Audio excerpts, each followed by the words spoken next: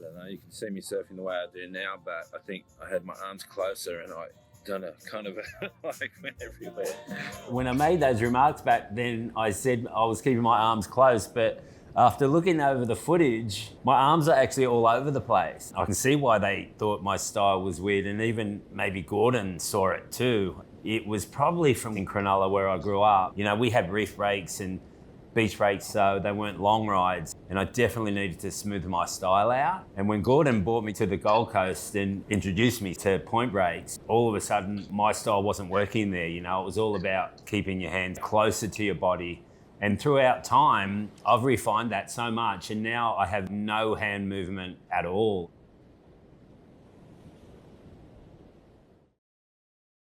You know, obviously there was guys from Cronulla back then, and you know, Jim Banks was shaping my boards. It was like Tom Carroll and Rabbit. You know, I really liked MR's style. But it wasn't until I saw Tom Curren come, and I think I was only like 16 when he first came out and surfed in the big event in Cronulla, and I really loved the way he surfed and wanted to surf like that. You know, when you see someone and you want to surf like them, you know, he's not a goofy footer, and I never copied his style, but it was just more the way he surfed, still motion, not much body movement, and just fitting it together. I did get on that rusty board. It was just like night and day. And I kept on that one board that he made me for like a couple of years. The board change and the equipment did help a lot. That mixed with Curren and style, the three of those things were how it worked for me. The crowds were so big back then. You just go through those gold patches where you want a singlet on and you want big crowds, and it makes you surf better.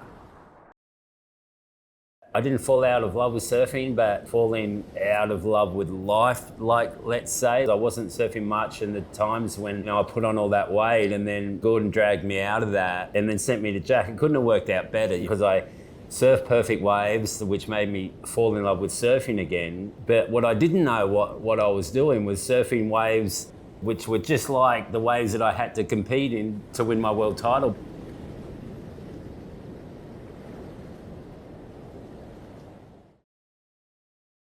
And the skins definitely lifted me. That was the year before I won the world title, and it was a really good year at Bell's. I was getting prepped for something I didn't know I was getting prepped for. When I went back on the drone tour, like for example, it was, you know, the three events I won that year that I won was Tahiti, Fiji and Mundaka, and he was taking me to waves like that and making me fall in love with surfing again. But I was actually practicing for those events like years before I knew I was even going to get to them. I was just getting sick footage and like filming with Jack and falling in love with surfing, and all of a sudden it made me get back into such prime form that I was like, shit, I want to go back on tour because it's a dream tour now, and you know, all these waves that I love, I know I can surf because that's what I've been surfing for years.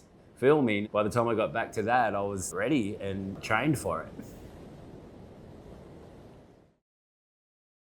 That was the trouble with the transition to not being on tour. Is like, how do I go about surfing now? Am I going to pretend like I did all those years, imagine what scores I'm getting the whole sesh? Or am I just going to enjoy the sesh and like draw a different line like guys do, like a Machado or Curren or a Ruster or someone that just draws different lines? I don't really want to do that because that's not the way I surf, but I do that a little bit, you know, and I'm not like telling myself, oh, that was an 8 or a 9. But I still do it, so I'm kind of contradicting myself. But what I'm trying to say is I'm not doing that every wave. All it takes is like a barrel or like one good turn and it's made my sesh. Right now, I've definitely gone through ups and downs in surfing, 56 and still really fit and surfing well. I don't want that to stop. If you stop or even slow down, you'll lose it. Get to the thing. That was proper crazy.